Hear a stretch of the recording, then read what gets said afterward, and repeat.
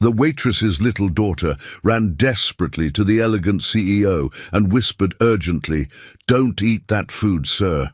I heard them talking in the kitchen. Your plate is poisoned." Just before we start, I'm curious.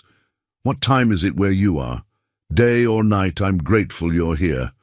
The crystal chandeliers of Nogan Restaurant cast dancing lights across marble floors as Manhattan's elite celebrated another evening of excess. At table 7, 35-year-old CEO Alexander Hunt reviewed the Blackwood Industries merger documents while his assistant confirmed the morning's press conference. His charcoal Tom Ford suit cost more than most people earned in months. His Patek Philippe watch could buy a house. Yet none of it prepared him for what was about to happen. In the kitchen's shadows, 6-year-old Sophia pressed against the cold stainless steel refrigerator, her heart hammering. She'd been looking for her mother when she heard them, 2 sous chefs and the head cook, speaking rapid Arabic near the spice station. Her small fingers clutched her worn teddy bear tighter as the words registered in her mind.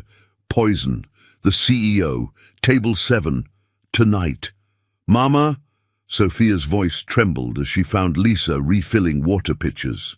Her mother's tired eyes softened, despite the exhaustion lines creeping across her 30-year-old face. "Baby, you can't be in here during dinner service. Mrs. Chen will—" "Mama, the men in the kitchen, they're going to hurt someone." Sophia's brown eyes were wide with terror. "They said Sam and Alraiz and Mort, poison and the boss and death. I heard them." Lisa's blood ran cold. She knelt down, her black service uniform wrinkling as she grasped Sophia's shoulders. "Sweetheart, what are you talking about? What language were they speaking?" "Arabic, Mama, like the nice man at the corner store who gives me baklava." Sophia's voice rose. "But these men aren't nice. They're going to poison the food for the man at table 7. Lisa's mind raced. Sophia had always been different, reading at 3, memorizing entire books by 4, picking up languages from television and neighborhood interactions with an ease that defied explanation. But Arabic? When had she learned Arabic? And why would she make up something so specific? "Stay right here," Lisa commanded, standing up. Her hands shook as she approached the head chef's station. Through the kitchen chaos, she saw Pierre, Marcus, and Rashid huddled near the pass. Their sudden silence when they noticed her confirmed something was wrong. Lisa rushed to the dining room, her heart pounding so hard she could hear it over the classical music. She approached table 7, where Alexander Hunt was signing documents between bites of seared duck. "Sir, I'm so sorry to interrupt, but I need you to stop eating immediately." Lisa's voice cracked with urgency. "There may be something wrong with your food." Alexander looked up, annoyed. His steel-grey eyes assessed her with the cold calculation of someone used to power. "Excuse me? Your plate might be contaminated, sir. Please, don't eat another bite." The restaurant manager, James Morrison, materialized beside them like a shark sensing blood. His face flushed crimson. "Lisa, what on earth are you doing?" "James, there's been a threat. We need to remove this gentleman's plate and—" "A threat?" Alexander's voice dropped to a dangerous quiet. "What kind of threat?" Before Lisa could answer, Sophia burst through the kitchen doors, her little legs carrying her across the dining room. She dodged a server and slid to a stop beside table 7. "Don't eat it, please. They put poison in the food. I heard them say it." The restaurant fell silent. 40 pairs of eyes turned to watch the scene unfold. A 6-year-old girl in a faded purple dress, her dark curls escaping their ponytail, stood trembling before one of New York's most powerful men. Alexander stared at the child. Something about her face arrested him, the determined set of her jaw, the intelligence blazing in those brown eyes, the way she stood despite obvious fear. "What's your name?" he asked quietly. "Sophia Martinez." She pointed at his plate. "They said Sam and Mort, poison and death. They were speaking Arabic in the kitchen. They said they were going to kill you." James grabbed Lisa's arm roughly. "Get your daughter out of here right now. Mr. Hunt, I am so deeply sorry for this disruption." This employee will be terminated immediately. Wait. Alexander raised one hand, his eyes never leaving Sophia's face. The child says she heard someone speaking Arabic. Do we have Arabic-speaking staff in the kitchen? James hesitated. Yes, Rashid is from Lebanon, and she claims they discussed poisoning my food. Alexander pushed his plate away. I think we should investigate this before we dismiss it as a child's imagination. Mr. Hunt, I assure you this is completely ridiculous. Nevertheless, Alexander stood, his 6'2" frame towering over them. Call the police now. What happened next unfolded with surreal precision. The NYPD arrived within 12 minutes. Alexander's security team materialized from their discreet positions around the restaurant. The kitchen staff was detained for questioning. When Rashid, Pierre, and Marcus saw the police, Marcus bolted for the back exit, a move that confirmed guilt faster than any confession. Detective Sarah Chen from the Special Investigations Unit arrived with a field testing kit. She collected samples from Alexander's plate while Sophia sat in a booth, clutching her mother's hand. Lisa's face was white with shock. Her daughter had just accused 3 men of attempted murder. If she was wrong, their lives were over. If she was right, clear the restaurant, Detective Chen ordered after running the preliminary tests. Her face was grim. We're treating this as an active crime scene.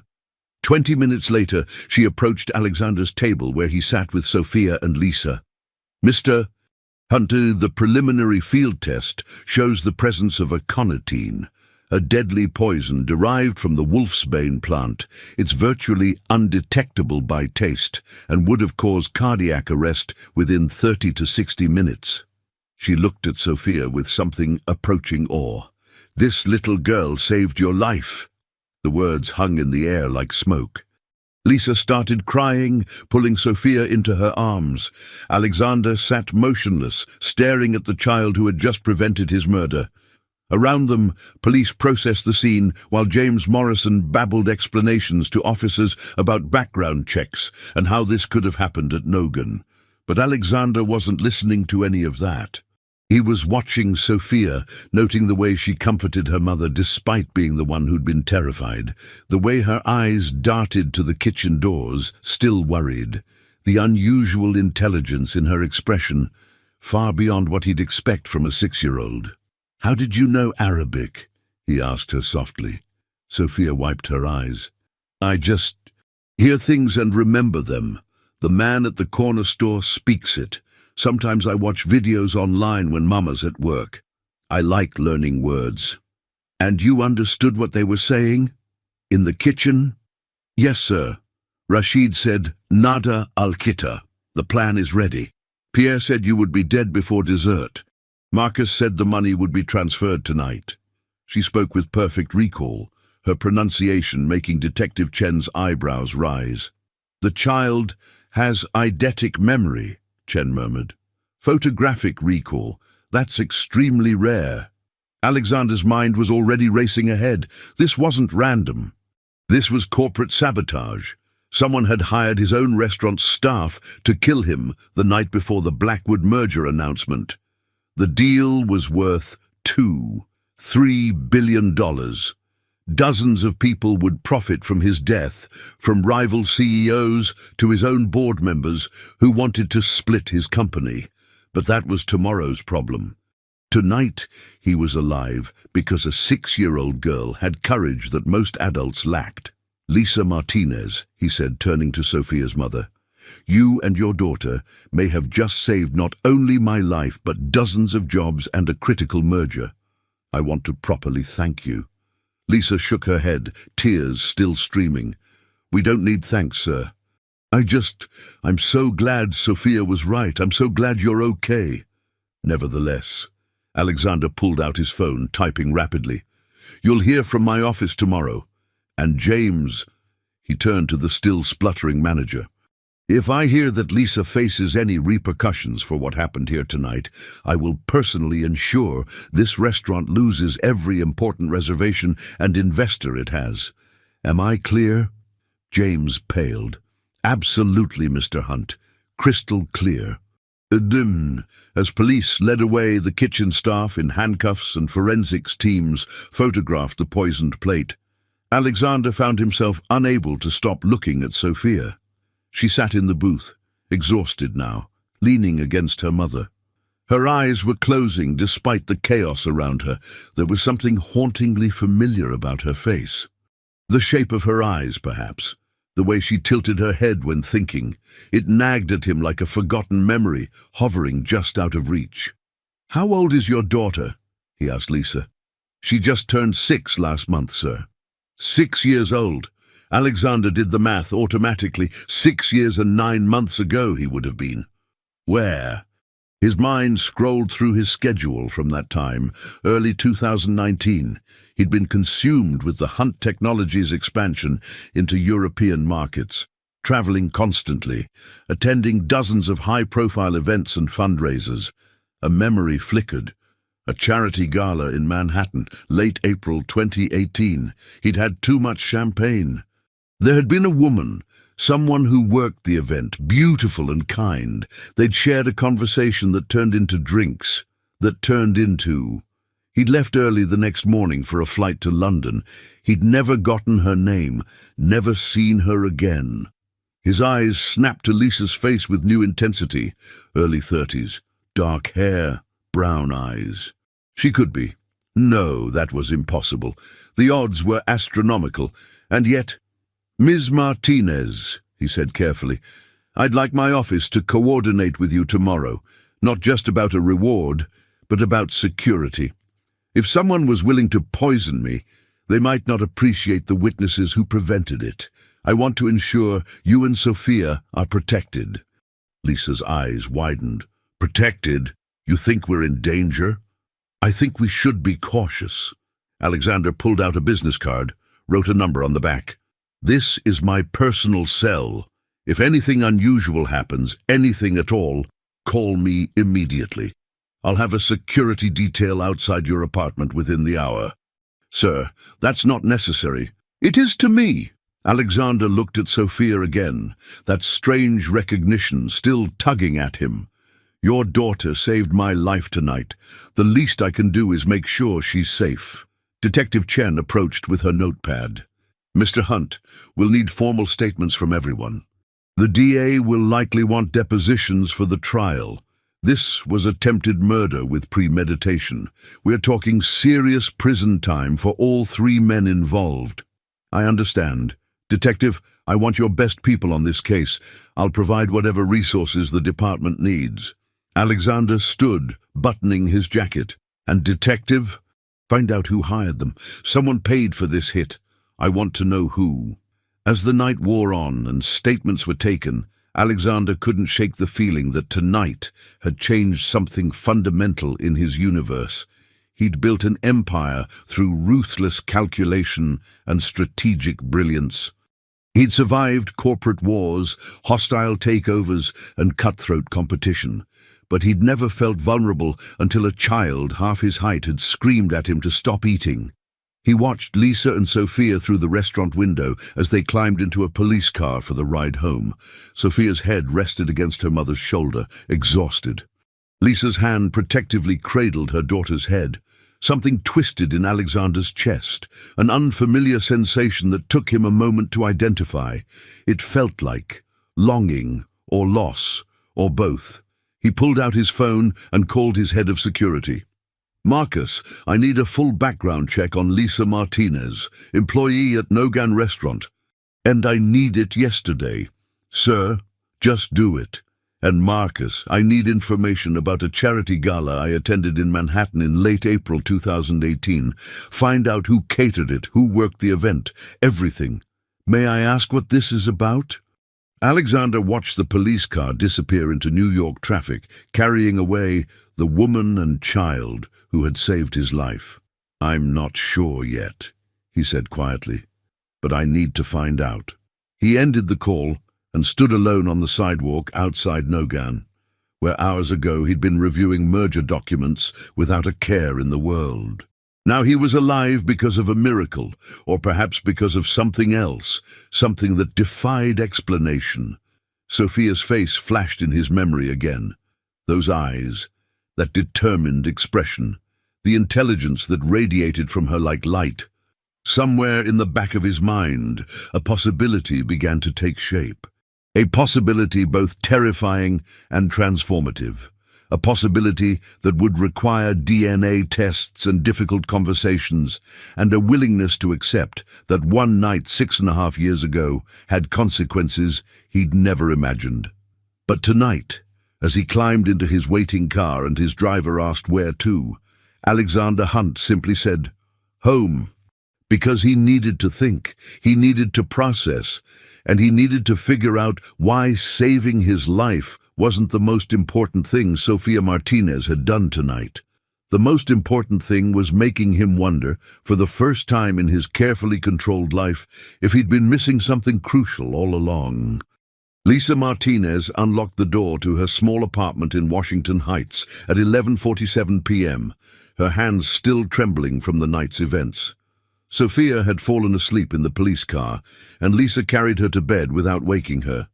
The security detail Alexander Hunt had promised was already stationed outside, a black SUV with 2 professional-looking men who'd introduced themselves as former Secret Service.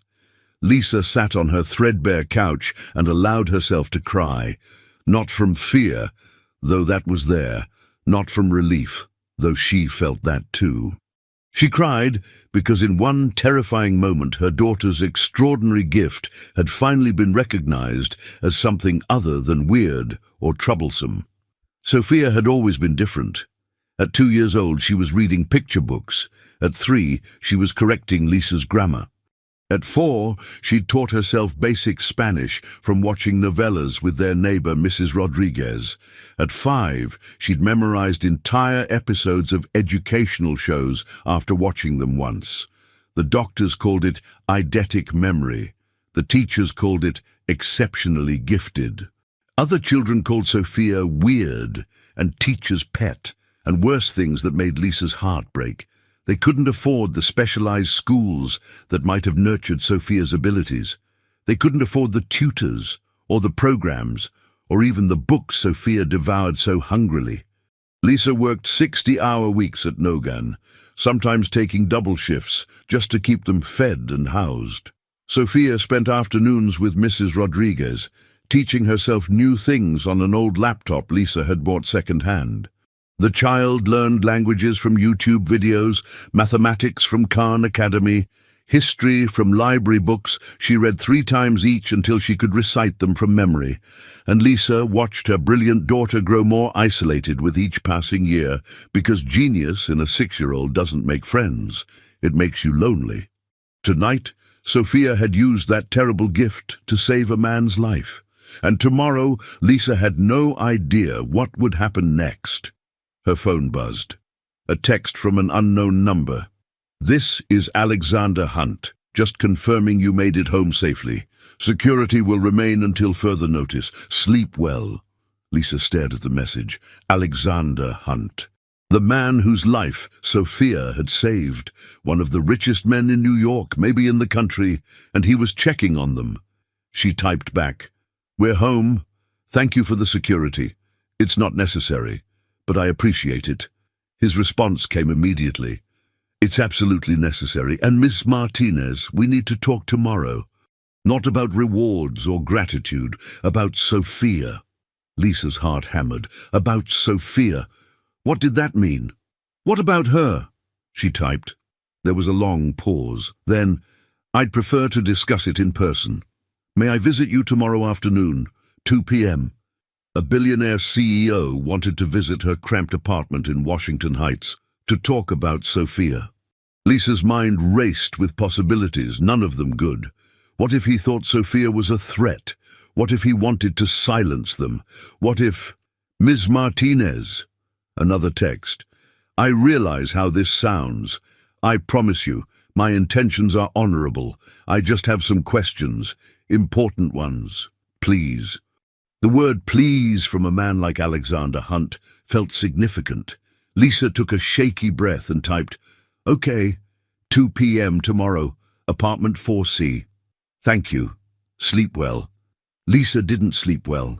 She tossed and turned, listening to Sophia's peaceful breathing from the next room, wondering what tomorrow would bring. At 3 a.m., she finally gave up and made tea, sitting at the small kitchen table where Sophia did her homework. The child's latest project was spread across the surface, a handmade book about languages of the world. Each page featured a different language, with basic phrases Sophia had taught herself, complete with colored pencil illustrations. There was Spanish, French, Mandarin, Japanese, Arabic, Portuguese, Russian, 12 languages in total, all self-taught by a 6-year-old. Lisa touched the Arabic page, remembering Sophia's terror in the restaurant. Sam and Mort, poison and death. Her baby had understood a murder plot and had been brave enough to speak up despite the risk. Pride and fear warred in Lisa's chest, pride in her extraordinary daughter, fear of what that extraordinariness might cost them.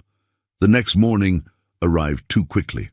Sophia woke at 7 a.m., her usual time, and padded into the kitchen in her favorite pajamas covered in books and stars. "Mama, why is there a big car outside?" Lisa had prepared for this question. "Remember Mr. Hunt from last night? The man you saved? He wants to make sure we're safe, so he asked some friends to watch our building for a little while." Sophia absorbed this with her characteristic seriousness. "Because the bad men might be angry I told on them? Maybe.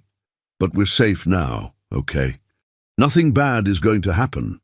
They fell into their Saturday morning routine, pancakes for breakfast, cartoons, though Sophia preferred documentaries, then reading time on the couch. But Lisa couldn't focus on the story. She kept watching the clock, anxiety building as 2 p.m. approached. At 1:45 p.m., she changed into her nicest dress and made Sophia put on the good outfit usually reserved for school pictures. Sophia noticed immediately. "Are we going somewhere fancy?" "Mr. Hunt is coming to visit us." Sophia's eyes went wide. "Here? Why?" "He wants to talk to us, probably to say thank you properly." But Lisa wasn't sure that was true. Something about Alexander Hunt's texts had felt weighted with significance beyond gratitude. At exactly 2 p.m. there was a knock at the door. Lisa checked the peephole and saw Alexander Hunt standing in their dingy hallway, looking impossibly out of place in his casual but clearly expensive clothes. She opened the door. "Ms. Martinez, thank you for seeing me." His eyes immediately found Sophia, who stood half-hidden behind her mother. "Hello, Sophia." "Hi, Mr. Hunt." Sophia's voice was small but steady. They sat in the small living room, Alexander on the worn armchair, Lisa and Sophia together on the couch. He'd brought gifts, expensive ones that made Lisa's throat tight. A large teddy bear for Sophia, and for Lisa, an envelope that she knew without opening contained money. "Mr. Hunt, we can't accept—" "Please," he interrupted gently. "Let me do this. You both went through something traumatic last night because of me. This is the least I can offer." Sophia hugged the teddy bear, which was nearly as big as she was. "Thank you," she whispered. Alexander smiled at her, and Lisa saw something shift in his expression, something tender and almost painful. "You're welcome, Sophia. You're a very brave girl." They sat in awkward silence for a moment. Then Alexander leaned forward, his hands clasped together.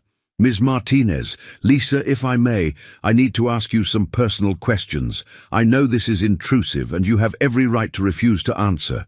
But what I'm about to ask is important, possibly life-changing." Lisa's heart hammered. "What kind of questions?" Alexander's grey eyes met hers with laser intensity. 6.5 years ago, in April 2018, were you working at a charity gala at the Plaza Hotel, an event for the Children's Education Foundation? The world stopped spinning. Lisa's face went white. She remembered that night with perfect, terrible clarity. She'd been working as event staff, serving champagne and hors d'oeuvres to wealthy donors. A handsome man had struck up a conversation with her during a break. They'd talked for hours. He'd been charming and kind, and so different from the entitled rich men she usually served. There had been champagne. There had been chemistry. There had been a moment of weakness, of loneliness, of thinking maybe this beautiful man actually saw her as something more than the help. And then morning had come. He'd left before she woke, and she'd never seen him again. Never got his last name. Never had a way to find him. 2 months later, she'd discovered she was pregnant. "Oh my God," Lisa breathed. Alexander's expression was intense, almost desperate. "Were you there, at that gala?" Lisa couldn't speak. She could only nod. "And Sophia?" Alexander's voice cracked slightly. "When is her birthday? Exact date?" "January 14th, 2019. The words came out as a whisper. Alexander closed his eyes. The math was perfect. Conception in April, birth in January, 9 months. He opened his eyes and looked at Sophia with an expression that made Lisa's chest ache. "May I ask you something, Sophia?" The little girl nodded, sensing the gravity of the moment even if she didn't understand it. "Has your mama ever told you about your father?" Sophia shook her head. "Mama says he went away before I was born. She says sometimes adults make mistakes, but I wasn't a mistake. I was the best thing that ever happened to her." Alexander's jaw clenched. He looked at Lisa. "You never tried to find me?" "I didn't know who you were." Lisa's voice rose with old pain and new panic. "You left before dawn. I didn't get your last name.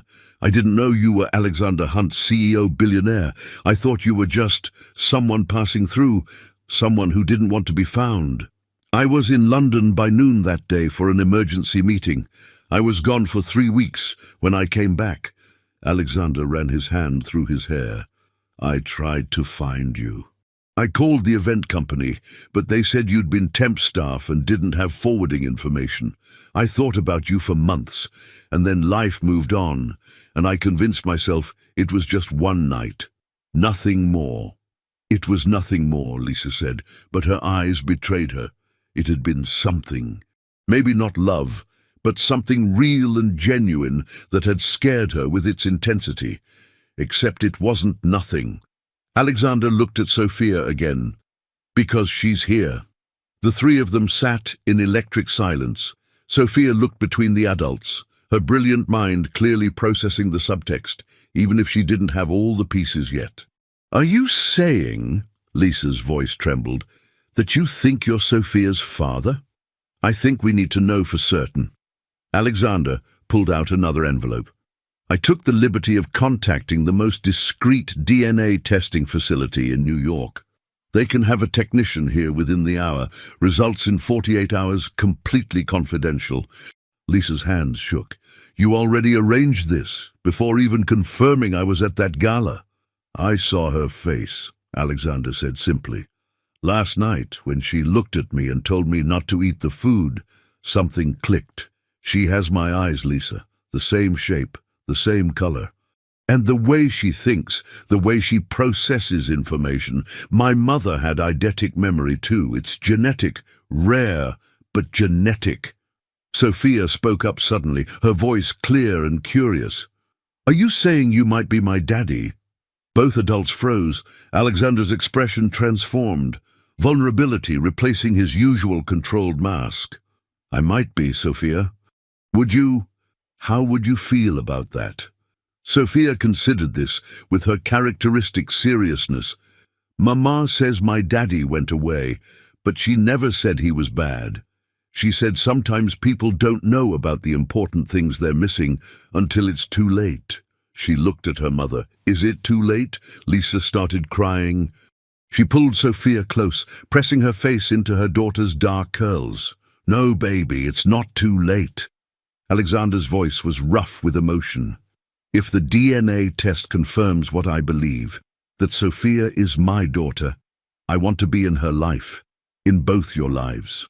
Not because of obligation or guilt, but because last night a 6-year-old girl showed more courage than most adults I know.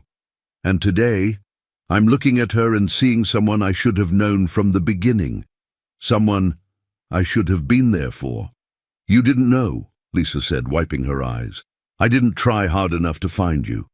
I was scared and alone, and I convinced myself it was better if Sophia didn't have a father who didn't want her. I would have wanted her. Alexander's words were fierce. If I'd known, everything would have been different. The DNA technician arrived at 3:15 p.m. It took less than 5 minutes to collect cheek swabs from Alexander and Sophia. The little girl was fascinated by the process, asking questions about DNA and genetics that made the technician blink in surprise. She's quite advanced for 6, the woman murmured to Lisa. You have no idea, Lisa replied. After the technician left, they sat in awkward limbo. What do you say to a man who might be your daughter's father? What do you say to a woman you slept with once 6 years ago who might be the mother of your child? Alexander broke the silence. Whatever the test shows, I want you to know that last night changed my perspective on a lot of things. Sophia saved my life. But more than that, she showed me what real bravery looks like. What truth looks like, even when no one believes you. He looked at Lisa. You've raised an incredible little girl. With or without my DNA, that's all you. You should be proud. I am, Lisa said softly. Every single day, even when it's hard. Even when other kids make fun of her for being different. Even when I worry I can't give her the opportunities she deserves. If she's mine, Alexander said carefully, those opportunities become available. Education at the best schools, resources for her gifts, security, stability, everything you've been struggling to provide alone. And if she's not yours, Lisa challenged, do we go back to our tiny apartment and our hard life and pretend this conversation never happened? Alexander met her eyes. If she's not mine, I still want to help. Because she saved my life, yes. But also because he hesitated, then continued with raw honesty, because yesterday I was a man focused entirely on business, on power, on building an empire. Today I'm a man who realizes he might have a daughter, and even if the biology doesn't confirm it, something fundamental has shifted. I can't unsee what I've seen. I can't unknow what I now know. Sophia, who had been quietly listening, spoke up. Can I ask a question? Of course, Alexander said. If you are my daddy, will you teach me about business? Mama says you're very smart and run a big company. I like learning about how things work. Alexander's smile was genuine and transformative. If I'm your daddy, I'll teach you anything you want to learn. Business, technology, chess, how to read financial reports, anything. And if you're not my daddy, Sophia's voice was small, then I'll still teach you those things, Alexander said without hesitation, because you deserve every opportunity to develop your gifts, Sophia. Every single one. The little girl nodded, satisfied with this answer. She returned her attention to her new teddy bear, already naming it in 3 different languages. Lisa walked Alexander to the door when he prepared to leave. 2 days. He said quietly. In 2 days, we'll know. And if the test confirms it, what then? Then we figure it out together. Alexander looked past her to where Sophia sat on the couch. I've spent my entire adult life building a company, making deals, accumulating wealth and power, but I've never built a family. I don't know how to be a father. I'll probably make mistakes. Join the club, Lisa said with a weak smile. Parenthood is basically a series of mistakes you hope don't cause too much therapy later. Alexander laughed, a sound that seemed to surprise him. I can afford excellent therapy. As he left, Lisa closed the door and leaned against it, her legs suddenly weak. In 48 hours, their lives might change forever. Sophia might go from being the daughter of a struggling single mother to being the heir of a billionaire's empire. The thought was both thrilling and terrifying. Mama? Sophia called from the living room. Do you think he's really my daddy? Lisa sat beside her daughter, pulling her close. I don't know, baby. But whether he is or not, you're still you. Still my brilliant, brave, beautiful girl. Nothing changes that. But everything was about to change, and they both knew it. In his car, heading back to his Manhattan penthouse, Alexander Hunt made a phone call.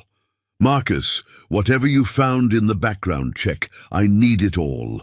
Every detail about Lisa Martinez. And start preparing paperwork for paternity acknowledgement, custody arrangements, child support, everything. Work with the legal team discreetly. Sir, you don't have the DNA results yet. I know. Alexander looked out at the city passing by his window. But I saw her face, Marcus.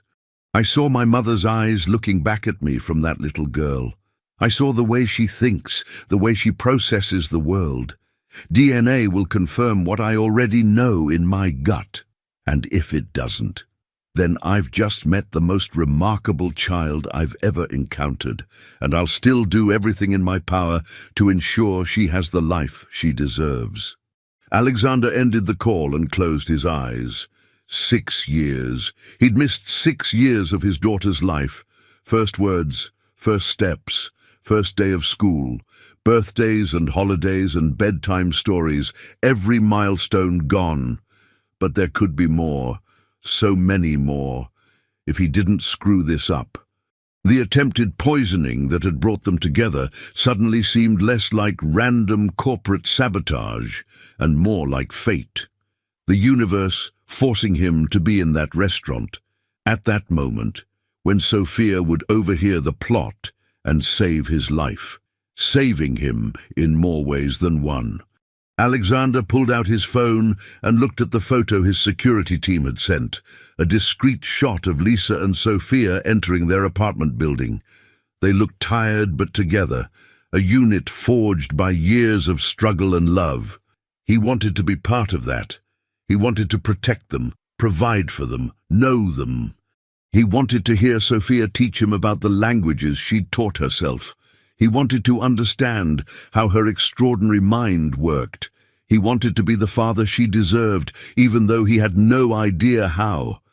In 2 days, DNA would confirm what his heart was already screaming at him. That the little girl who saved his life was actually the daughter he never knew he had. And then the real challenge would begin, proving he deserved to be her father. The next 48 hours stretched like taffy, each minute pulled thin with anticipation and anxiety. Lisa went through the motions of daily life, making meals, reading bedtime stories, pretending everything was normal. But nothing was normal. The security detail remained outside their building. Alexander's lawyers had already called twice about preliminary arrangements pending test results. And Sophia asked at least once an hour if the DNA test was done yet.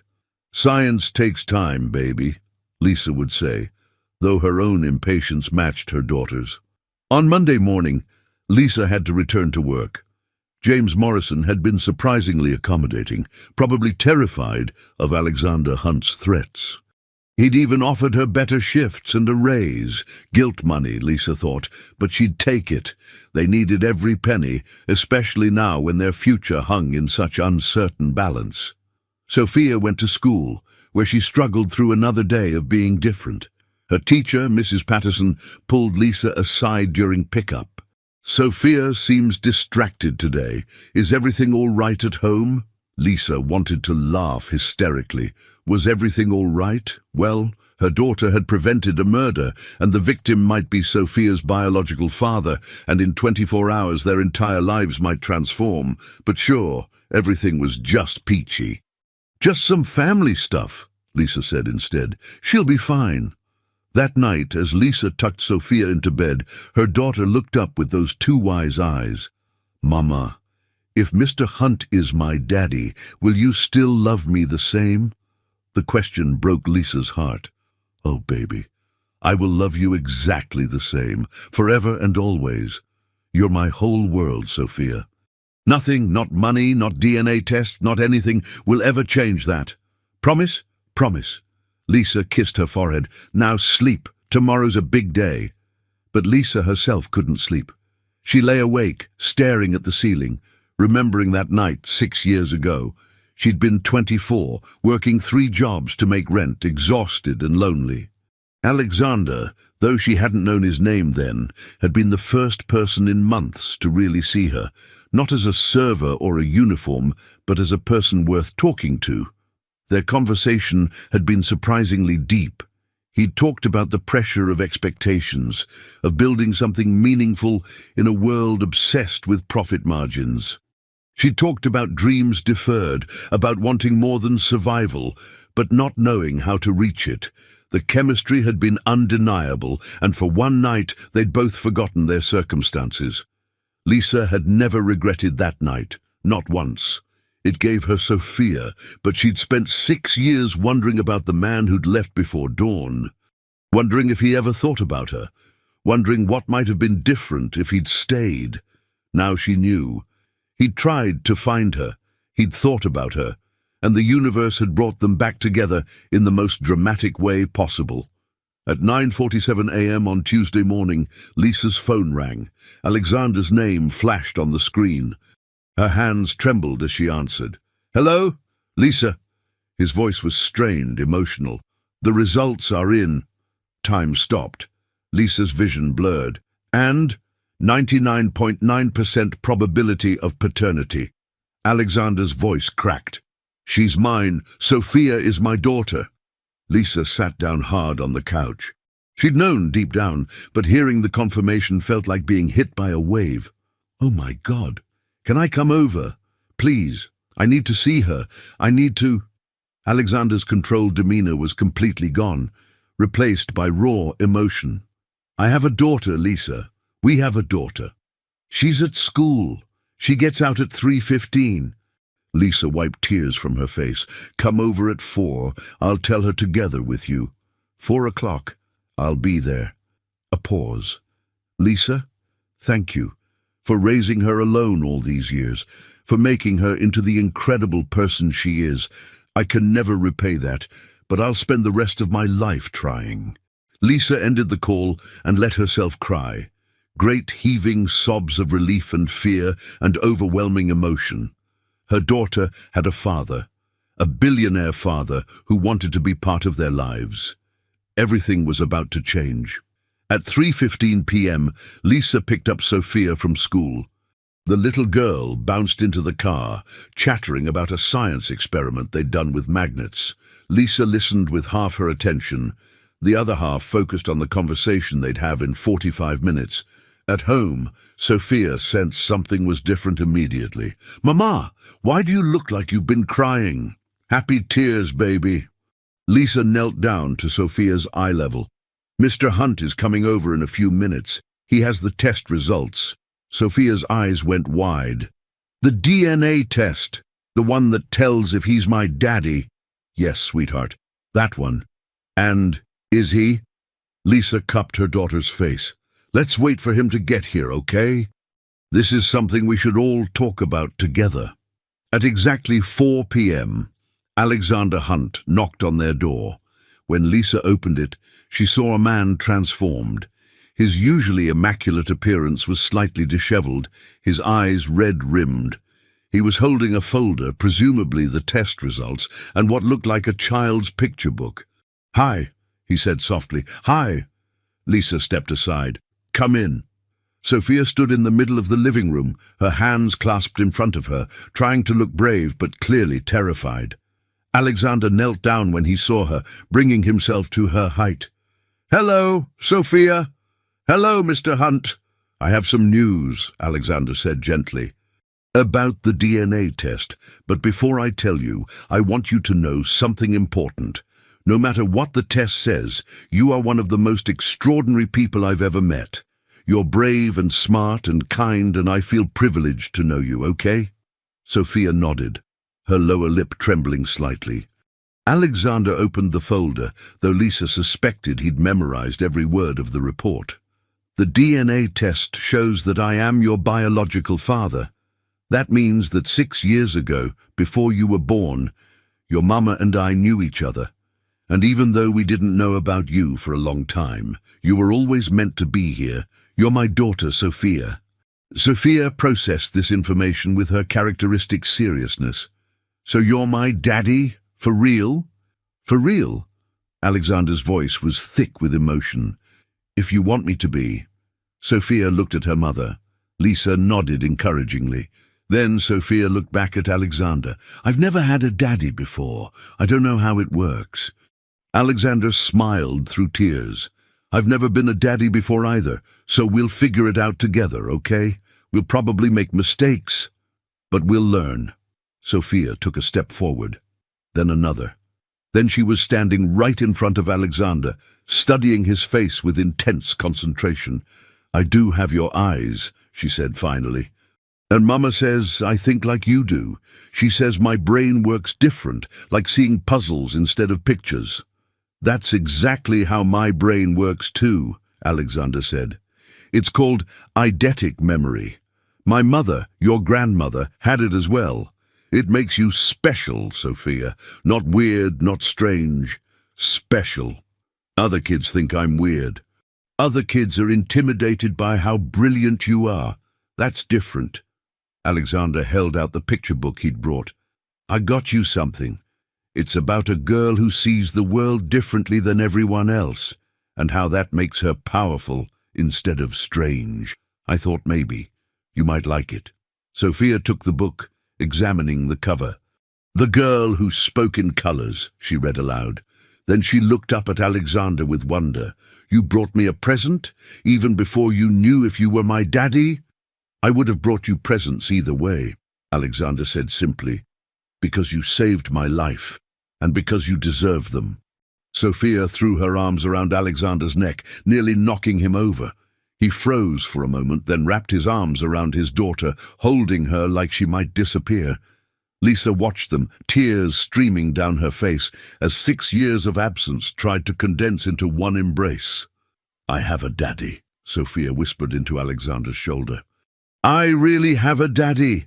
"You really do," Alexander whispered back. "And I have you, the daughter I didn't know I was missing, but who I'm so grateful to have found."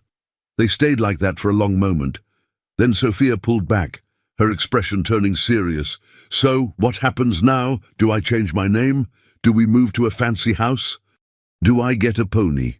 Alexander laughed, the sound startled and genuine. "We can talk about all of that. But first, I think we need to figure out what kind of relationship we want to build. Your mama has been taking care of you for 6 years, and I don't want to disrupt your life. I want to enhance it." "Enhance means make better," Sophia said. "I know because I read a dictionary." "Of course you did." Alexander looked at Lisa. "Can we all sit down and talk about this? About how to move forward?" They settled on the couch, Lisa and Sophia together, Alexander in the armchair. For the next hour, they discussed the future. Alexander wanted to be involved in every aspect of Sophia's life. He wanted custody arrangements, but not to take Sophia away from Lisa. He wanted to provide financial support, educational opportunities, security. "I want her to have everything," Alexander said. "The best schools, tutors for her gifts, travel experiences, everything I can give her. But I don't want her life to become unrecognizable," Lisa countered. "She needs stability. She needs to stay connected to her friends, her school, her normal life." "What if normal life could be better?" Alexander leaned forward. "What if she could go to a school that actually challenges her? Where other kids are like her? Where teachers understand gifted children? What if she didn't have to hide how smart she is?" Lisa hesitated. She'd always worried about this. That Sophia would outgrow her current school, that the other children's cruelty would get worse, as Sophia's differences became more pronounced. But specialized schools cost tens of thousands of dollars. She could never afford them. "There's a school," Alexander continued, "called the Academy for Advanced Learning. It's in Manhattan, specifically designed for exceptionally gifted children. Small class sizes, individualized learning plans, instruction in multiple languages. Sophia could thrive there." "How much does it cost?" Lisa asked, though she was afraid of the answer. "It doesn't matter. I'll cover all her educational expenses. And before you say no—" Alexander raised his hand as Lisa started to protest. "This isn't charity. She's my daughter. Supporting her education is my responsibility and my privilege." Sophia spoke up. "Would there be other kids like me? Kids who remember everything they read?" "Yes," Alexander said. "Kids who think like you do. Kids who love learning as much as you do." Sophia looked at her mother with pleading eyes. "Mama, can I?" Lisa felt the ground shifting beneath her. This was it, the moment where their old life would officially end and a new one would begin.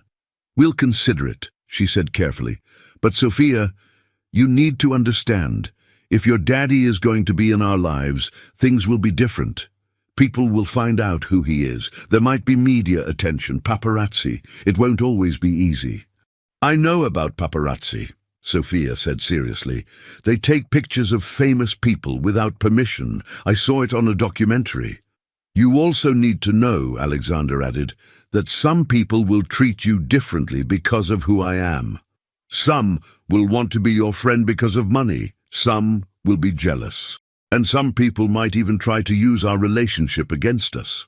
He was thinking of the poisoning attempt, Lisa realized, of the corporate enemies who'd tried to kill him. If word got out that he had a daughter, would she become a target? As if reading her thoughts, Alexander continued, "Security will be a priority, not intrusive but present.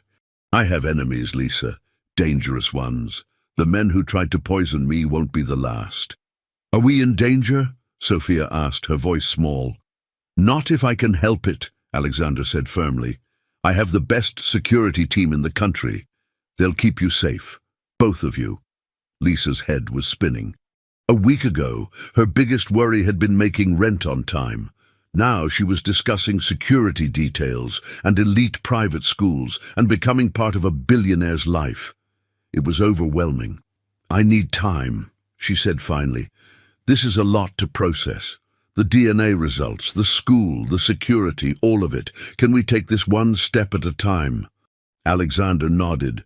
"Of course, I don't want to overwhelm you or Sophia. We'll go at whatever pace you're comfortable with. But you do want to be part of her life? Really be part of it, not just write checks and visit on holidays?" Alexander's grey eyes were intense. "Lisa, I missed 6 years."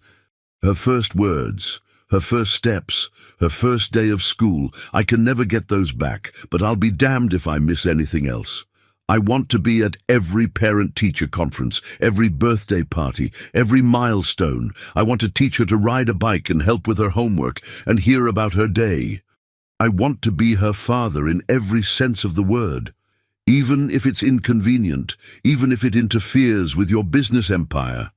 My business empire means nothing if I don't have someone to share it with."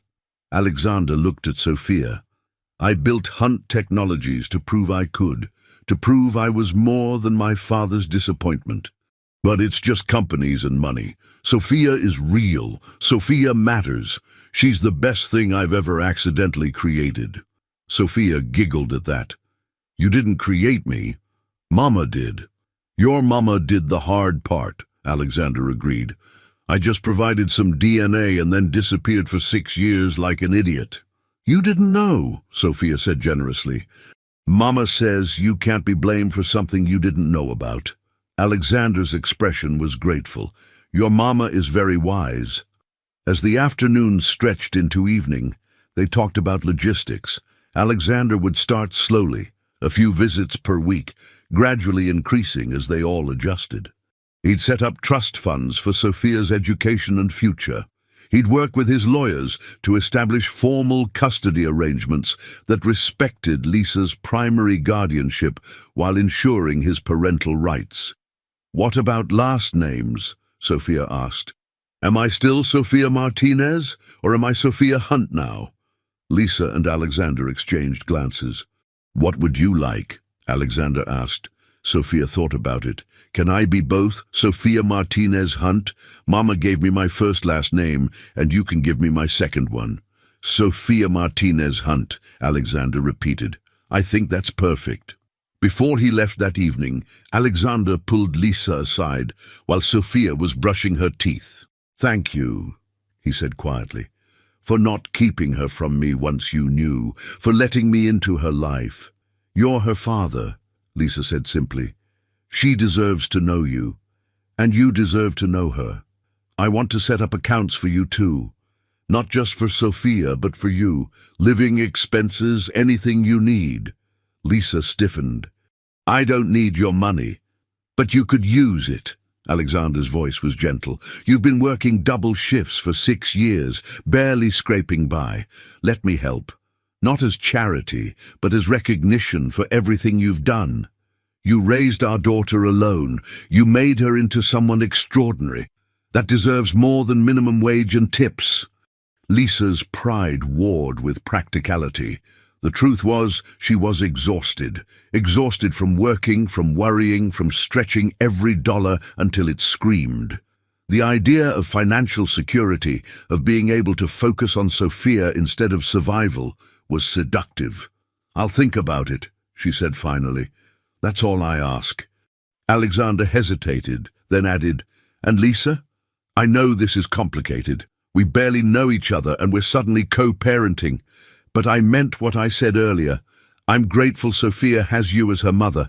I couldn't have chosen better." The compliment made Lisa's throat tight. "I'm glad she has you too. She's always wanted a father. And now she has one who actually wants her back." After Alexander left, Sophia appeared in her pajamas, clutching her new book. "Mama, will will Daddy come back tomorrow?" "Daddy?" The word sounded strange but right. "I think so, baby. He wants to spend as much time with you as possible." "Good." Sophia climbed into her mother's lap despite being too big for it. "Mama, are you happy about this? About having Daddy in our lives?" Lisa held her daughter close, breathing in her shampoo scent, feeling her warmth. "I'm happy if you're happy.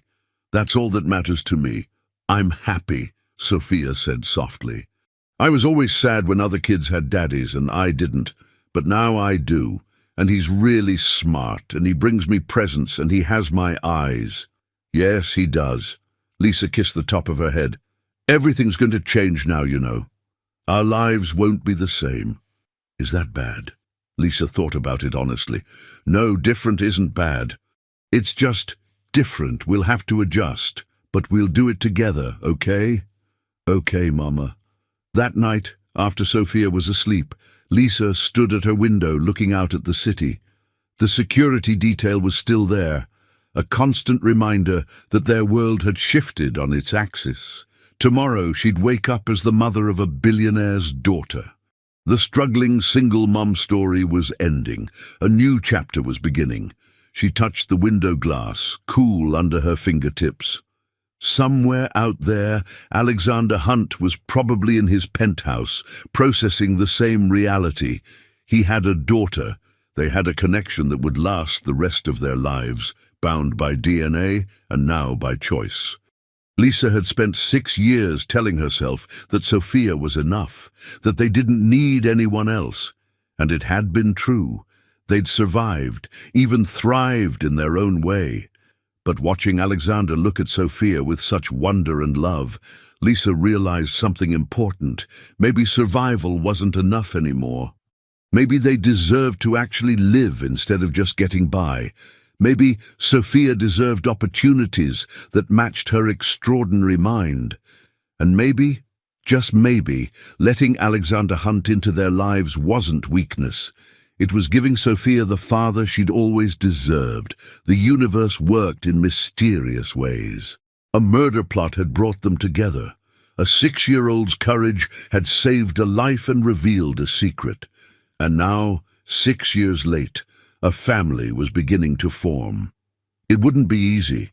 There would be challenges ahead, legal battles, media attention, the complexities of blending their vastly different worlds. But as Lisa finally climbed into bed, exhausted but oddly hopeful, she thought maybe they could make it work. After all, they'd already survived the impossible. Everything else was just details. 3 weeks later, Lisa stood in the lobby of the Academy for Advanced Learning, feeling completely out of her depth.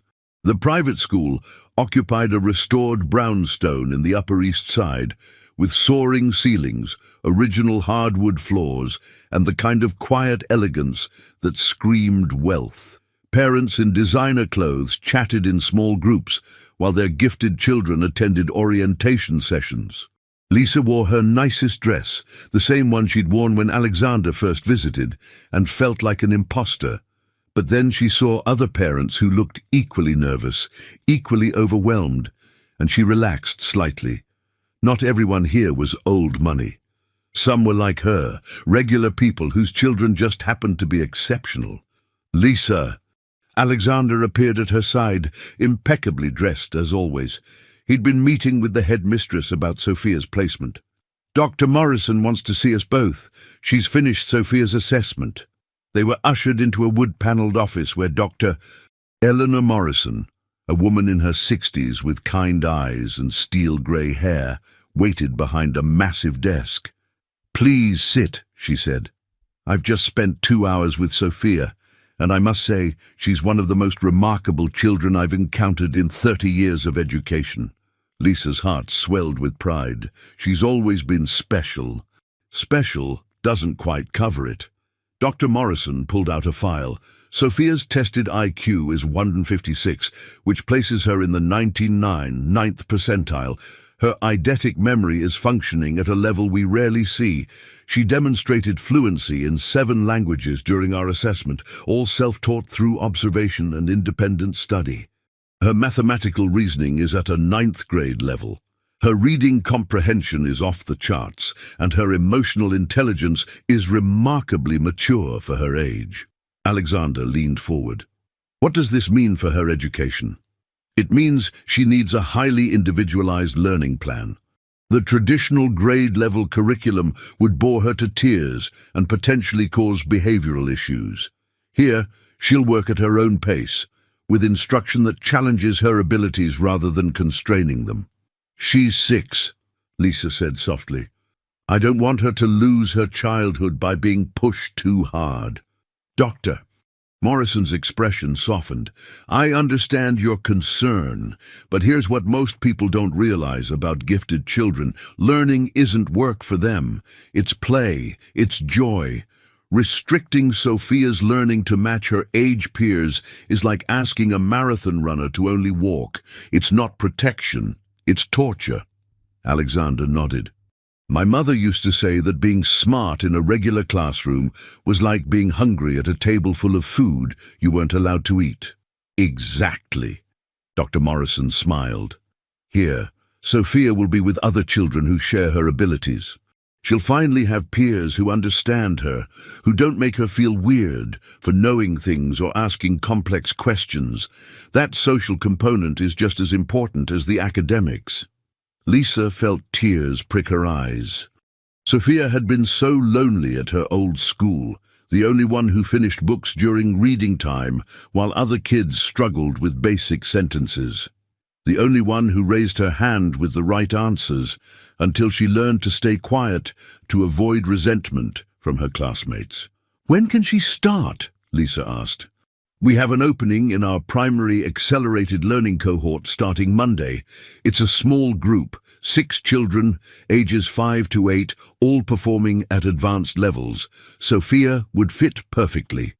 After the meeting, Alexander and Lisa found Sophia in the school's library, where she'd been given free rein during their conference. She was sitting cross-legged on the floor, surrounded by at least 15 books, reading 3 simultaneously, one in English, one in Spanish, one in French. A blonde girl about Sophia's age sat nearby, watching her with fascination. "How do you do that?" the girl asked. "Read 3 books at once?" Sophia looked up. "I just remember everything on the page, so I can switch between them without forgetting what happened, don't you?" "No!" The girl giggled. "I can barely remember one book. I'm Emma. I'm really good at math, but bad at reading." "I can help you with reading if you help me with friends," Sophia said seriously. "I'm not very good at friends." "Deal!" Emma stuck out her hand for a shake. Lisa watched the interaction with a full heart. Sophia had just made a real friend who wasn't intimidated by her intelligence. Maybe Dr. Morrison was right. Maybe this was exactly where Sophia belonged. As they drove home in Alexander's car, he'd insisted on hiring a driver for their use, one of many changes to their daily life. Sophia chatted excitedly about the school. "Mama, Emma said there's a girl in the upper cohort who speaks 12 languages, and a boy who's already taking calculus, and he's only 9. And they have a robotics lab and a language immersion program, and breathe, baby," Lisa laughed. "I'm just so excited." Sophia bounced in her seat. "Can I really start on Monday? Please?" "Yes, you can start on Monday.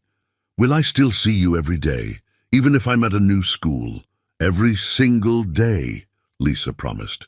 "I'll drop you off in the morning and pick you up in the afternoon." "Actually," Alexander interjected carefully, "I was hoping I could pick her up sometimes, if that's okay with you both. Maybe we could do homework together, or go to the park, or just spend time getting to know each other better." Sophia looked at her mother for permission. Lisa nodded. "That sounds nice, baby. You should spend time with your daddy." The words still felt strange on Lisa's tongue, but it was getting easier. Over the past 3 weeks, Alexander had proven his commitment. He visited every day, sometimes just for an hour, sometimes for dinner. He'd taken Sophia to the Museum of Natural History, the Metropolitan Museum of Art, Central Park. He'd sat through tea parties with her stuffed animals, learned the names of all her favorite books, and discovered her obsession with languages and puzzles. He was trying so hard to be a good father, and Sophia was blossoming under the attention. But the situation was complicated in ways that went beyond logistics. The media had gotten wind of the story. Billionaire CEO discovers secret daughter after poison plot, and reporters had been camping outside both their apartment and Alexander's office building. His PR team had issued a carefully worded statement confirming that Alexander had recently learned of his daughter and was committed to being part of her life. The statement left out the part about the attempted murder and how they'd reconnected, but it was enough to trigger a media frenzy. Suddenly, Lisa and Sophia's faces were on tabloid covers. Speculation ran rampant about their relationship, Lisa's motives, whether she'd trapped Alexander with a pregnancy. The attention was overwhelming and invasive. Lisa had been approached by reporters at work, outside Sophia's school, even at the grocery store. Alexander's security team had to increase their presence, and Sophia had to be escorted everywhere. "I'm sorry," Alexander had said when the story first broke. "I tried to keep it quiet, but someone leaked it.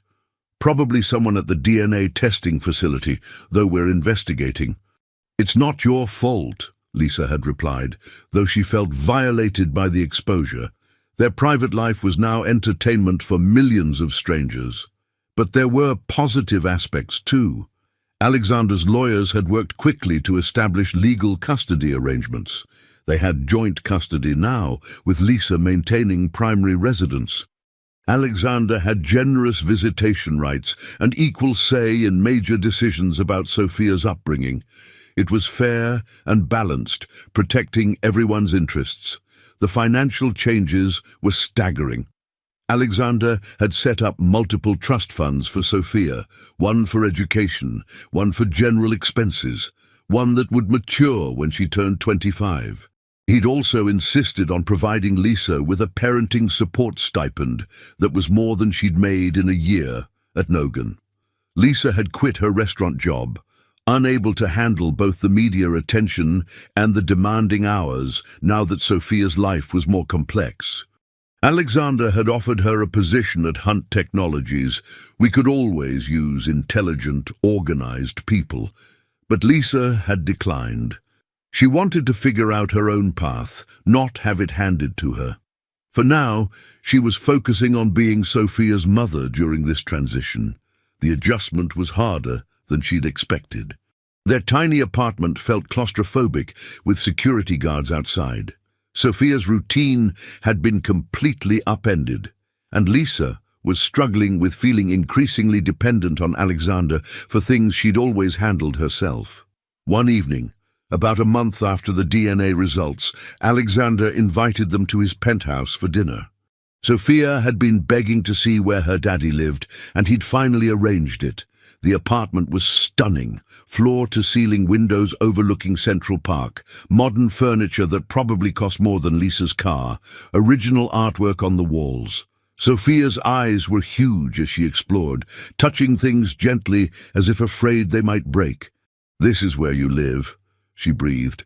"It's like a castle." "It's a bit much, isn't it?" Alexander said ruefully. "I bought it 10 years ago as an investment. Never really thought about whether it felt like home." "Does it?" Lisa asked, looking around the sterile, perfect space.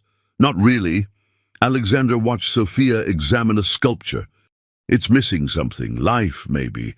Warmth, the clutter of actual living." They ate dinner at a table that could seat 12, served by Alexander's housekeeper, Maria. The food was excellent, but the atmosphere was awkward. This wasn't their world. The elegance and formality made Sophia unusually quiet, and Lisa felt like she was playing dress-up in someone else's life. After dinner, Alexander showed Sophia the second bedroom. "I was thinking," he said carefully, "that maybe we could decorate this as your room for when you stay over. You could help me pick out furniture, colors, whatever you want." Sophia's face lit up. "Really? My own room here?" "Your own room here," Alexander confirmed. "Because you're my daughter and my home should be your home too. Can I have lots of bookshelves? And a desk for reading, and maybe a world map on the wall?" "You can have anything you want." Alexander knelt down to her level. "This is your space. Make it yours." Lisa watched them, feeling a complex mix of emotions. Pride that Alexander was making such an effort, relief that Sophia would have a place in his world, but also a painful awareness that this room, this penthouse, represented a life she could never provide her daughter. Sophia would grow up splitting time between Lisa's cramped apartment and Alexander's luxury, between struggle and privilege, between two vastly different worlds.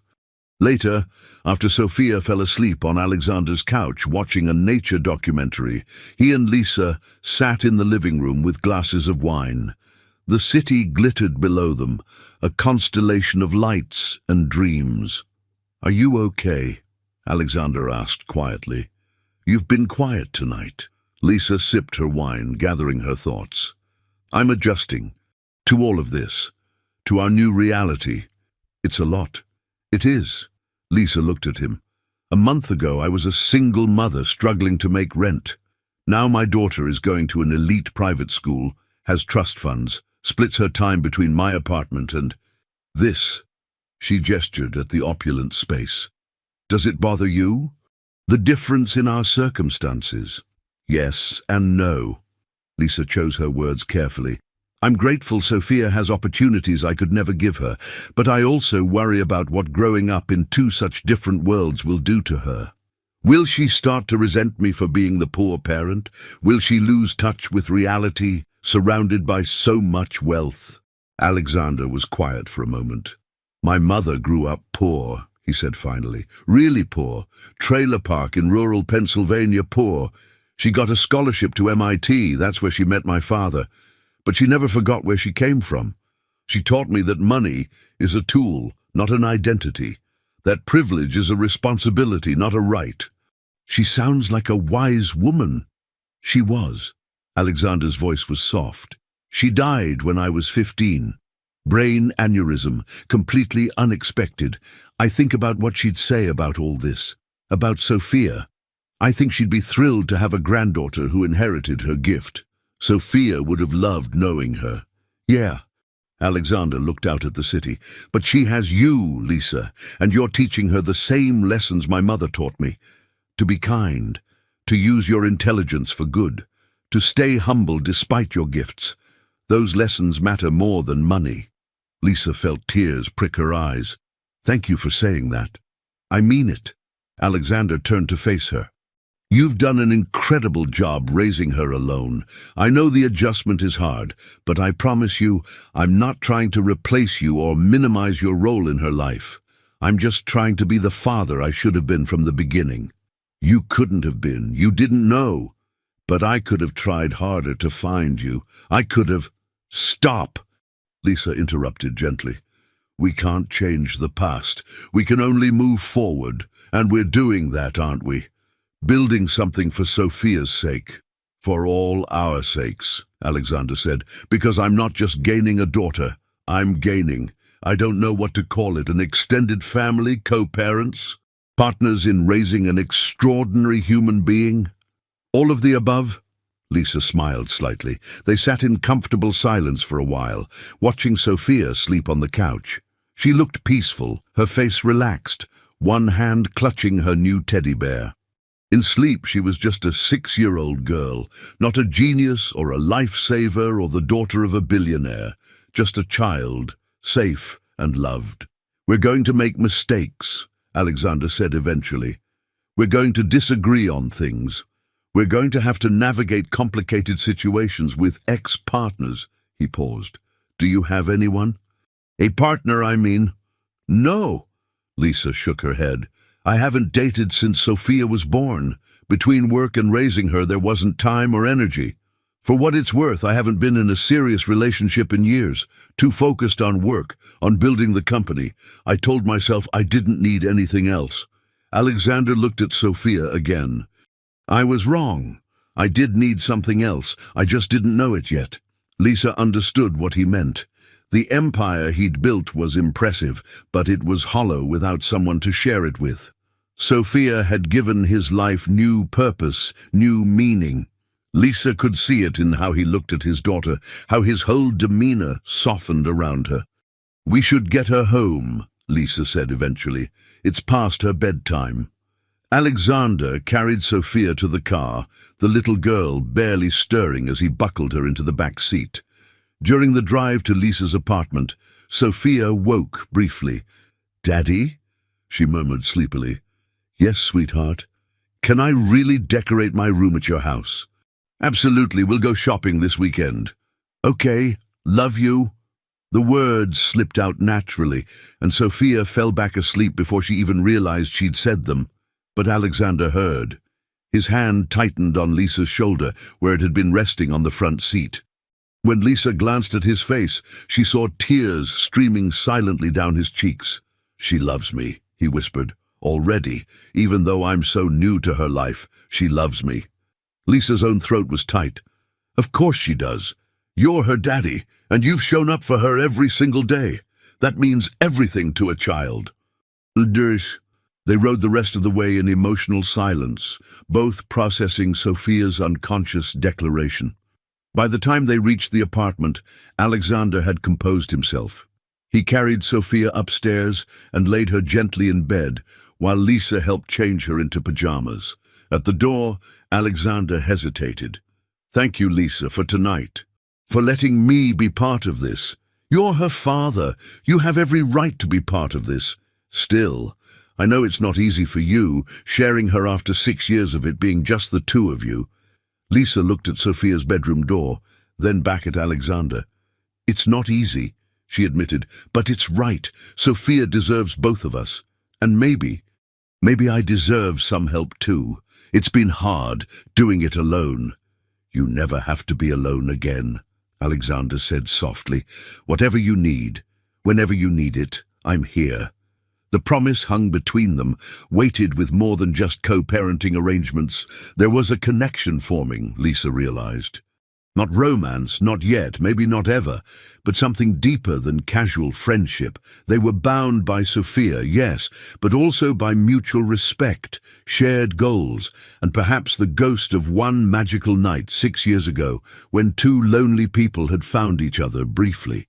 After Alexander left, Lisa checked on Sophia one more time. Her daughter was truly asleep now, peaceful and content.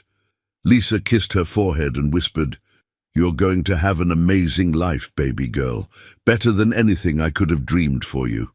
And for the first time since the DNA results came back, Lisa felt genuine peace, about their new situation. Yes, everything had changed. Yes, the adjustment was challenging, but watching Alexander with Sophia, seeing how much he loved their daughter, how committed he was to being a good father, Lisa knew they'd made the right choice in letting him into their lives. The future was uncertain. They'd have to navigate media attention, co-parenting logistics, and the continued investigation into who had hired the men to poison Alexander. But tonight, none of that mattered. Tonight, a little girl had fallen asleep, knowing she was loved by both her parents. And that, Lisa thought, was worth any difficulty they might face. 6 months later, in early winter, the world had settled into a new rhythm. Sophia thrived at the Academy for Advanced Learning, making friends with other gifted children who actually understood her references and kept up with her intellectual curiosity. She'd started violin lessons, joined the school's junior linguistics club, and was working on her 8th language, Mandarin Chinese, with her characteristic intensity. The media frenzy had died down, though they were still occasionally followed by paparazzi. Alexander's security team had become a comfortable presence rather than an intrusion. And Lisa had started taking online courses in business management, finally pursuing the degree she'd abandoned when she got pregnant. Co-parenting with Alexander had evolved into something surprisingly smooth. They communicated daily about Sophia's schedule, her progress at school, her emotional well-being. They attended parent-teacher conferences together, shared holidays, and made joint decisions about her upbringing. It felt almost normal. But beneath that normalcy, there were complexities neither of them acknowledged.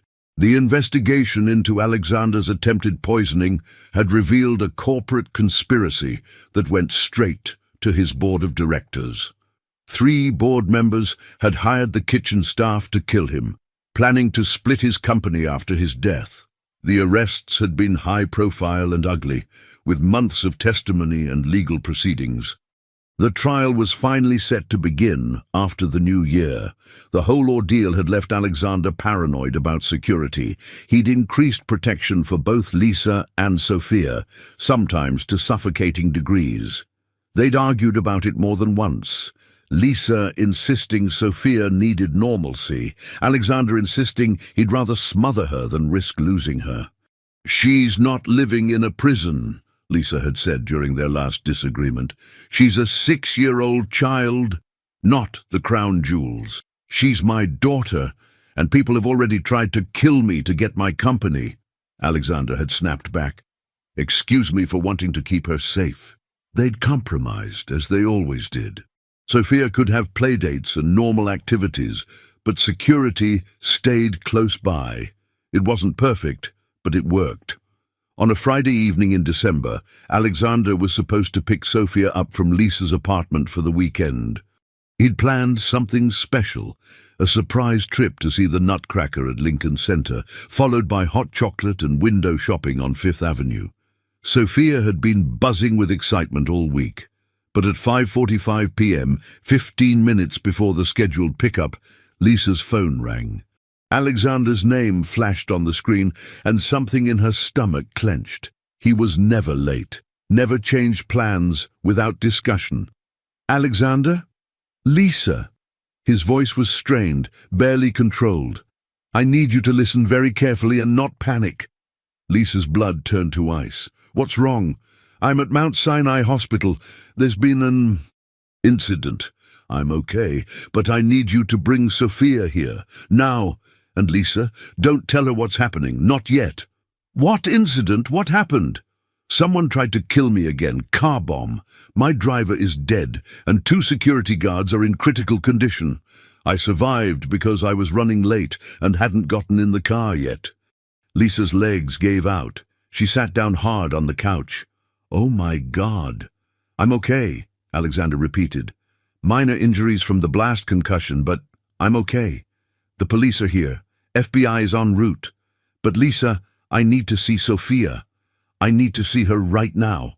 Please, we'll be there in 20 minutes. Lisa's mind was already racing. "Which entrance?"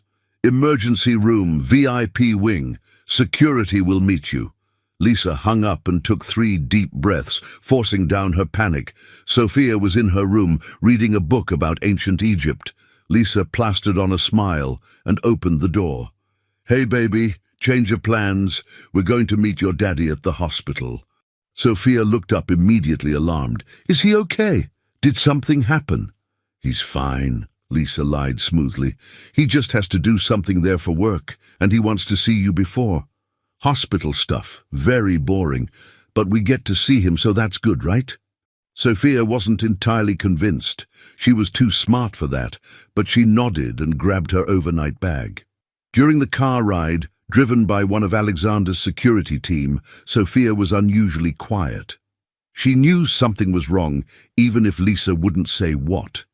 At the hospital, they were whisked through a private entrance and into a secure waiting area. Alexander was in a private room, and when Lisa saw him, her composure nearly broke. His face was bruised, his arm in a sling, his eyes haunted. "Daddy!" Sophia ran to him, and Alexander caught her with his good arm, holding her so tightly that Lisa worried he might hurt her. "I'm okay, sweetheart," he murmured into her hair. "I promise, I'm okay." "What happened? Mama said you were working, but you're hurt. Did you fall?" Alexander looked at Lisa over Sophia's head, silently asking how much to say. Lisa nodded. They'd agreed early on to be honest with Sophia, within age-appropriate limits. She was too intelligent to be lied to anyway.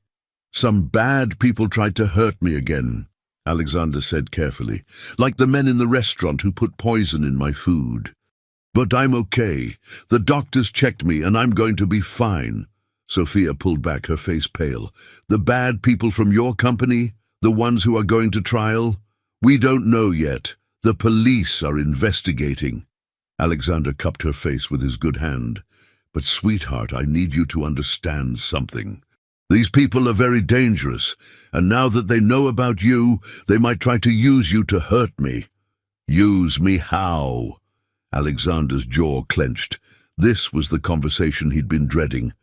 "They might try to take you, to kidnap you, so they could force me to do what they want. That's why security has to be even more careful now.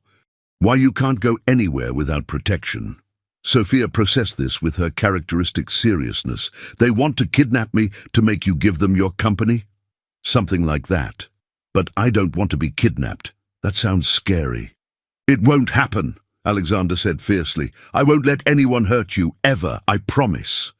Lisa watched this exchange, her heart breaking. Sophia was 6 years old. She should be worried about homework and playdates, not kidnapping threats and corporate assassination attempts. This was the price of being Alexander Hunt's daughter, the dark side of privilege and wealth. "Can we still see the nutcracker?" Sophia asked in a small voice. Alexander looked pained. "Not tonight, sweetheart. I have to stay here while the doctors finish checking me over, and then I have to talk to the police for a long time. But we'll reschedule, I promise. Maybe we can even go backstage and meet the dancers." "Okay." Sophia climbed into the hospital bed beside him, careful of his injuries. "I'm just glad you're not dead." The words hung in the air, brutal in their childish honesty. Alexander's arms tightened around her. "Me too, baby. Me too." A detective arrived to take Alexander's statement, and Lisa took Sophia to the waiting room. Sophia sat silently, her little mind clearly working through everything she'd learned. Finally, she looked up at her mother. "Mama, is Daddy going to die?" Lisa's throat closed. "No, baby, he's not going to die. But people keep trying to kill him. What if next time they succeed?" "They won't. You can't promise that." Sophia's eyes were too old, too knowing. "Nobody can promise that. Mrs. Patterson at school said promises about the future are just hopes, not guarantees." Lisa pulled her daughter into her lap, holding her close. "You're right. I can't guarantee it. But your daddy has the best security team in the world, and he's very smart and very careful. He's going to do everything possible to stay safe. Because of me? Because of you, and because he has so much to live for now. You changed his life, Sophia. You gave him a reason to be careful."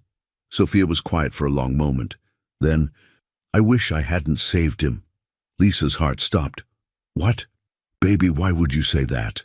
"Because if I hadn't saved him from the poison, he wouldn't know about me. And if he didn't know about me, the bad people wouldn't want to kidnap me. And maybe he'd be safer if he didn't have a daughter to worry about." Lisa turned Sophia to face her, gripping her shoulders gently but firmly. "Listen to me very carefully, Sophia Martinez Hunt. Your daddy's life is better because you're in it. Yes, there are dangers. Yes, bad people exist, but he would rather face those dangers with you than be safe and alone. Do you understand? But what if something happens to him because of me? Nothing will happen to him, and if it did—" Lisa's voice cracked. "It wouldn't be your fault. None of this is your fault. You saved his life. You're the hero of this story, not the villain."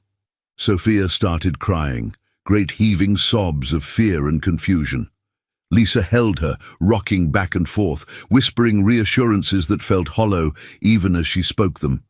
Because the truth was, Sophia had a point. Alexander's life was more complicated and dangerous now.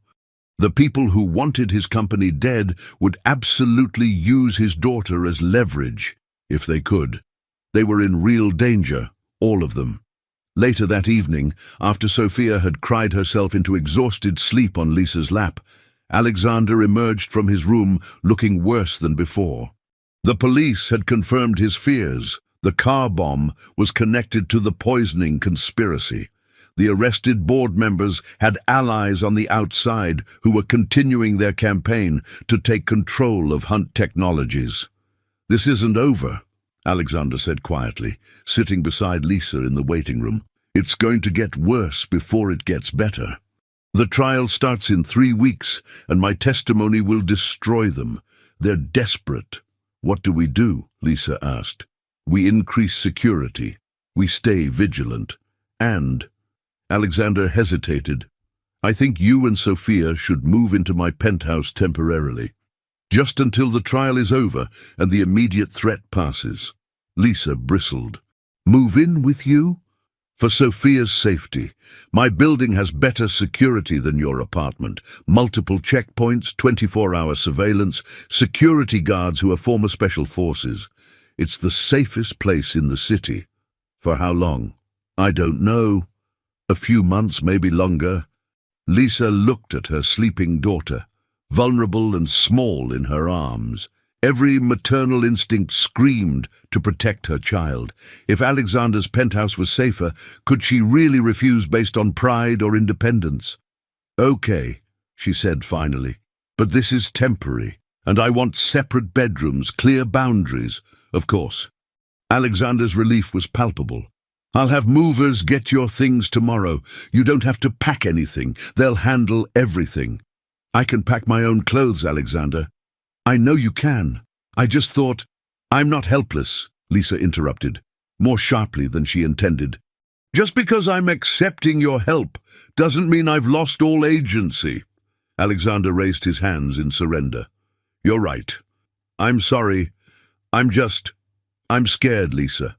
For the first time in my adult life, I'm genuinely terrified, because I have something precious to lose now. 2 somethings." Lisa's anger deflated. "I'm scared too." They sat in exhausted silence, watching Sophia sleep between them. This wasn't how it was supposed to go. They were supposed to be navigating normal co-parenting challenges, homework battles and bedtime negotiations, not assassination attempts and protective custody. But this was their reality now. The price of Alexander's success, the cost of Sophia's extraordinary heritage. They'd survived the first attack through Sophia's courage and awareness. But how many more attacks would there be? And would their luck hold? As the night wore on and the hospital quieted around them, Lisa made a decision. She would do whatever it took to protect her daughter, move into Alexander's penthouse, accept security guards, change their entire lifestyle, whatever kept Sophia safe. Because that little girl sleeping peacefully, unaware of the danger swirling around her, was worth any sacrifice. She'd saved Alexander's life once. Now it was their turn to save hers, no matter what it cost. The trial of the United States versus Morrison, Chen and Rodriguez began on January 15th, 2026, one day after Sophia's 7th birthday. The timing felt ominous, as if the universe was drawing a line between Sophia's childhood and whatever came next. The penthouse had been their home for 3 weeks.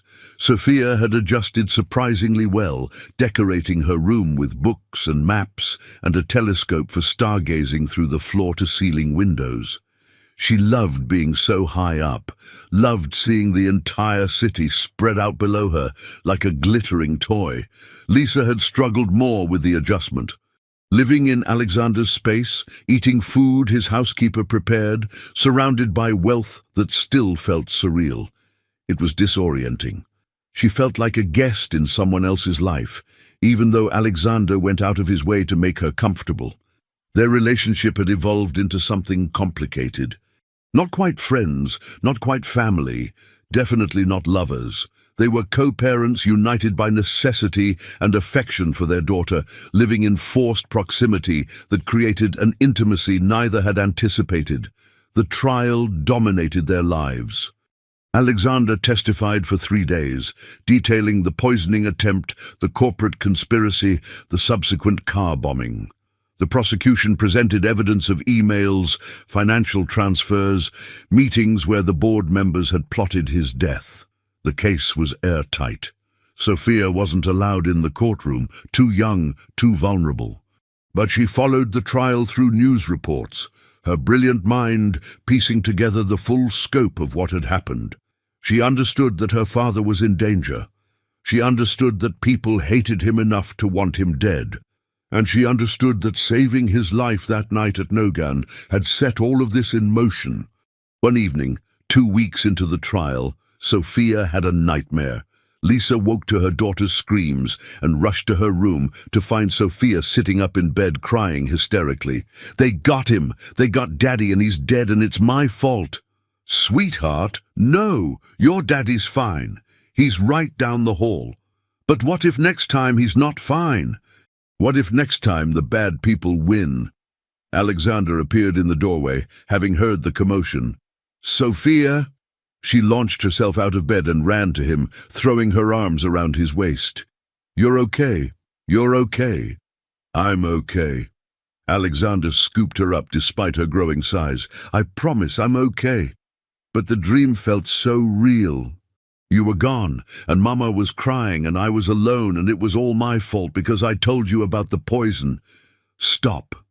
Alexander sat on her bed with Sophia in his lap, Lisa sitting beside them. "Listen to me very carefully. Nothing is your fault. You saved my life. You're the bravest person I know. And whatever happens, whatever comes next, you are not responsible for other people's evil choices. Do you understand?" Sophia nodded against his chest, but Lisa could see she wasn't entirely convinced. The nightmares continued. Sophia, who'd always been an excellent sleeper, now woke several times a week, terrified that something had happened to Alexander. A child psychologist they consulted said it was trauma response. Sophia was processing the real danger they'd faced and the ongoing threat. She recommended therapy and time and consistency. "She needs to know you're safe," the psychologist had told Alexander. "She needs reassurance repeatedly until her nervous system believes it." So Alexander started a new routine. Every night before bed, he'd spend time with Sophia in her room. They'd read together or talk about her day or work on puzzles. And before he left, he'd say the same thing. "I'm safe, you're safe, we're all safe, and I'll see you in the morning." It helped. Slowly, the nightmares decreased. Sophia began to relax again, though Lisa noticed her daughter watching Alexander more carefully, as if afraid he might disappear. The trial reached its climax in February. The prosecution rested its case, having presented overwhelming evidence. The defense tried to argue that Alexander had fabricated the entire conspiracy, that Sophia had misheard the kitchen conversation, that the car bomb was unrelated, but their arguments fell apart under scrutiny. On February 28th, the jury returned after only 4 hours of deliberation, guilty on all counts for all 3 defendants: conspiracy to commit murder, attempted murder, corporate fraud. They each faced 25 to 30 years in prison. Alexander came home that night looking drained but relieved. "It's over," he said, pulling both Lisa and Sophia into a tight embrace. "It's finally over." "Does this mean the bad people can't hurt us anymore?" Sophia asked. "The bad people are going to prison for a very long time," Alexander confirmed. "We're safe now." But Lisa noticed he didn't answer the question directly. Because they all knew the truth. There would always be threats. Corporate enemies, kidnappers targeting wealthy families, opportunists who saw Sophia as a way to access Alexander's fortune. Complete safety was an illusion. Still, with the immediate danger past, they could begin to relax. Security was scaled back slightly. Sophia returned to her normal schedule of school and activities. Life started to feel less like a siege and more like actual living. One evening in March, after Sophia was asleep, Alexander and Lisa sat in his living room with glasses of wine. It had become their routine. Once Sophia was down, they decompressed together, talking about the day or just sitting in comfortable silence. "I've been thinking," Alexander said slowly, "about living arrangements." Lisa's stomach tightened. She'd known this conversation was coming. "You want us to move back to my apartment?" "What? No!" Alexander looked surprised. "I want you to stay, permanently." "Alexander, hear me out." He set down his wine glass. "These past 3 months, living together, co-parenting under one roof, it's worked. Sophia is happier having both parents available all the time. You've been able to focus on your degree without worrying about work, and He hesitated. "I like having you both here. It feels like home in a way this place never did before. We can't live here forever. This is your space. It's our space, Sophia's and yours and mine. I want to make it official. I want you to think of this as home, not temporary housing." Lisa stood up, pacing to the windows. The city stretched out endlessly below them, a million lives playing out in those lights. "What are you really asking?" "I'm asking you to stay, to let Sophia grow up with both parents under one roof, to build a family together." "We're not together, Alexander. We're co-parents. That's all." "Are we?" His voice was quiet, but intense. "Because it feels like more than that. It has for months." Lisa's heart hammered. She'd felt it too, the way their relationship had deepened beyond logistics and shared custody, the way she'd started to care about his well-being beyond his role as Sophia's father. The way he looked at her sometimes, with something that went beyond gratitude or friendship. "We barely know each other," she said weakly. "We share a daughter. We've been living together for 3 months. We talk every day about everything from Sophia's education to our hopes for the future. I know that you take your coffee with too much sugar. I know that you cry at sad movies but pretend you're not. I know that you're terrified of failure but brave enough to try anyway. I know you, Lisa, and I think you know me too. Knowing someone and being in a relationship are different things. Then let's find out if we could be more." Alexander stood, crossing to her.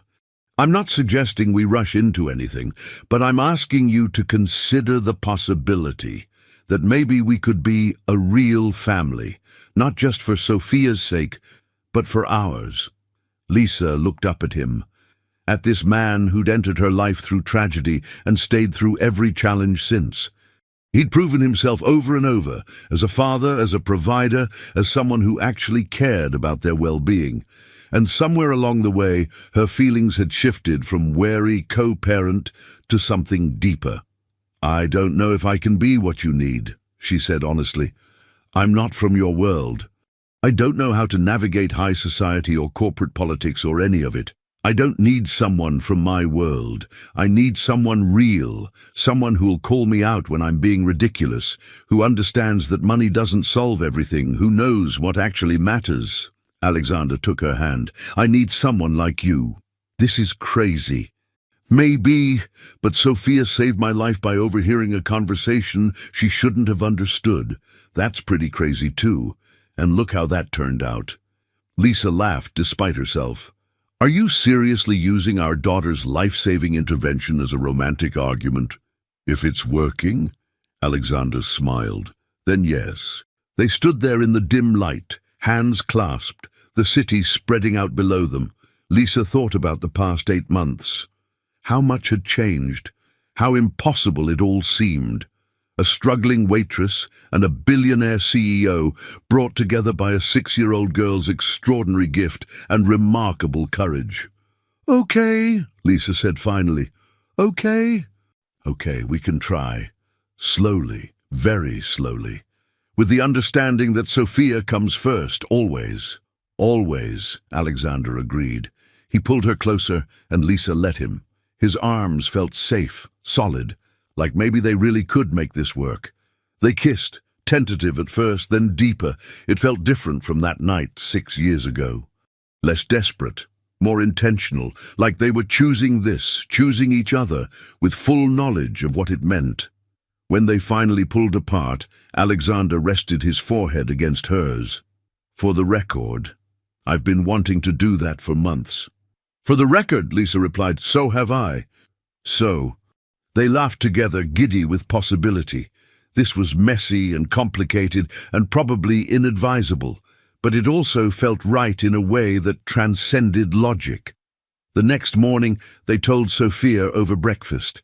She looked between them with her characteristic analytical expression. "So you're dating now, like boyfriend and girlfriend?" "Something like that," Alexander confirmed. "How do you feel about that?" Sophia considered it seriously. "Will you get married?" "Maybe someday, if things work out." "And will we keep living here together?" "If that's okay with you."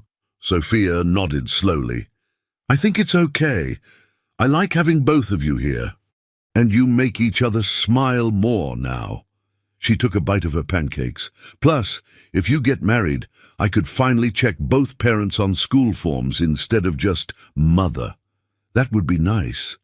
Lisa and Alexander exchanged glances over their daughter's head. Leave it to Sophia to reduce complex adult relationships to their practical applications. Over the following months, their relationship developed naturally. They went on dates, real dates, with babysitters and fancy restaurants and conversations that went beyond Sophia's schedule. They learned each other's quirks and habits. They argued occasionally, usually about parenting decisions, and learned how to compromise. Lisa continued her degree, now with Alexander's enthusiastic support. He connected her with mentors at Hunt Technologies and encouraged her ambitions. She discovered she had a talent for organizational management and started thinking about career possibilities beyond survival jobs. Sophia thrived. Her intelligence continued to astonish her teachers. She tested at a 10th grade level in most subjects by the end of 1st grade. Her language count reached 9. She'd added Russian and was working on Italian. She made friends at the academy, finding her tribe among other gifted children who didn't make her feel weird for being brilliant. The media gradually lost interest in their story. There were new scandals, new billionaires, new drama to cover. They became just another blended family in New York, albeit one with more security guards than most.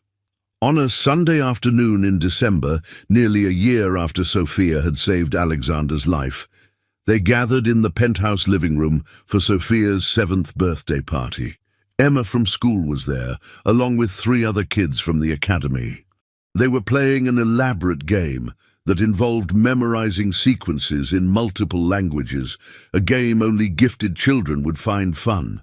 Alexander and Lisa watched from the kitchen, his arm around her waist, her head on his shoulder. "Can you believe it's been a year?" he murmured. "Sometimes it feels like forever. Sometimes it feels like yesterday. I keep thinking about that night. What if Sophia hadn't been in the kitchen? What if she hadn't understood Arabic? What if she'd been too scared to speak up? But she did. She was brave when it mattered most. She saved my life, and in doing so she gave me a life worth saving." Alexander kissed the top of Lisa's head. I was so focused on building an empire, on proving myself, on accumulating wealth. But I was lonely, Lisa. I didn't even realize how lonely until I found you both. We found you too, Lisa said softly. Or maybe we all found each other. Sophia appeared in the kitchen doorway. Mama? Daddy? Emma wants to know if we can watch the language documentary about ancient Sanskrit. Is that okay? At your birthday party? Alexander asked, amused. It's educational and entertaining, Sophia said seriously. Emma's really into historical linguistics now. Of course you can watch it, Lisa said. It's your party, baby.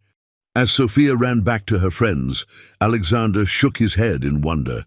We have the nerdiest 7-year-old in New York.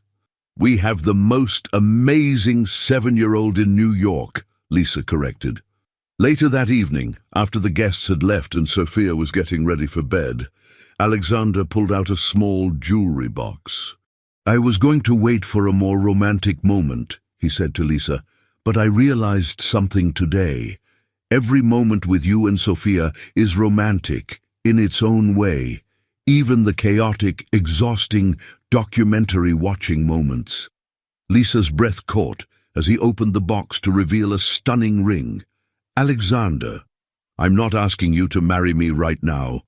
I know we agreed to take things slowly, but I'm asking you to think about it, to consider the possibility that maybe someday we could make this official, that we could be a family, not just in practice, but on paper.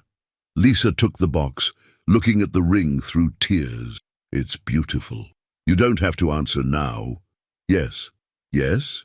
Yes, I'll marry you. Maybe not today, maybe not next month, but yes. Because you're right, we're already a family. We have been since the moment you showed up at my apartment asking about that night 6 years ago. We might as well make it official. Alexander kissed her, and this time there was no hesitation, no uncertainty. Just the certainty of two people who'd found each other through impossible circumstances and chosen to build something lasting. Can I come in? Sophia's voice from the hallway. They broke apart, laughing. Yes, baby. Sophia entered, now in her pajamas, and immediately noticed the ring box. Her eyes went wide. Is that an engagement ring? It is, Alexander confirmed. I asked your mama to marry me. And I said yes, Lisa added. Sophia's face transformed with joy. Really? You're really getting married? We're going to be a real family? We're already a real family, Alexander said, pulling her into a hug.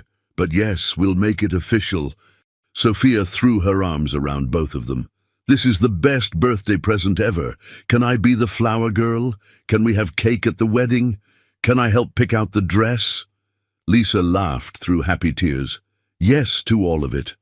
And that night, after Sophia finally fell asleep, it took hours, she was too excited, Alexander and Lisa stood at the windows overlooking Central Park. The city glittered below them, full of possibility and promise. Do you ever think about how this all started?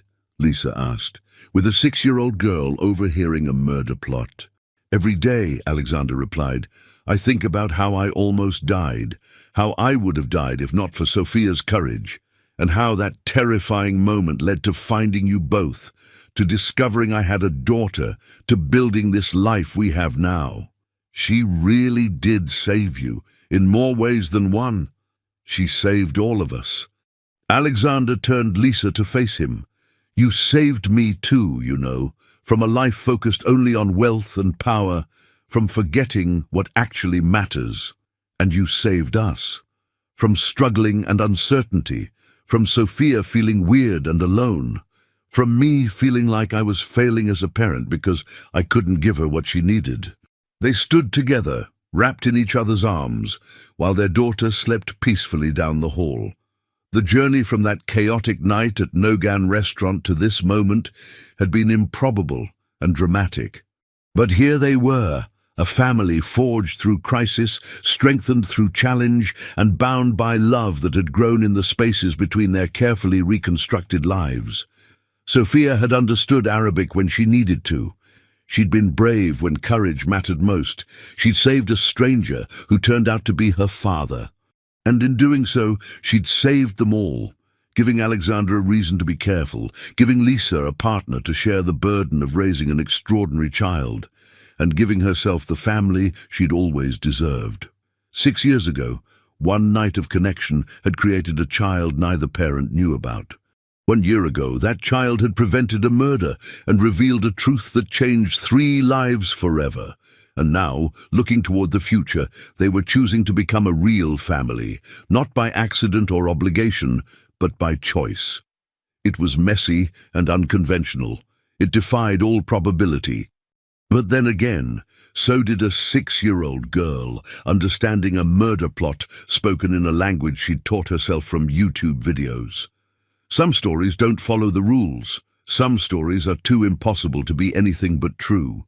And this was their story, Sophia's, Lisa's and Alexander's, a tale of courage and consequence, of choices and second chances, of a family built from the ashes of what might have been a tragedy. "We should go to bed," Lisa said eventually. "Sophia will be up at dawn wanting to plan the wedding." "Probably," Alexander agreed, but neither of them moved. They stayed at the window, holding each other, savoring the quiet moment before their extraordinary life continued. Because tomorrow, Sophia would wake up with 1,000 questions about flowers and venues and whether she could give a speech in 9 languages at the reception. Tomorrow, they'd continue navigating the complexities of their unusual family. Tomorrow, the adventure would continue. But tonight, they simply existed in this perfect moment, grateful for the poisoned plate that was never eaten, the little girl brave enough to speak up, and the impossible chain of events that brought them all together. Sophia Martinez Hunt had saved her father's life, and in the process, she'd given all 3 of them something worth living for.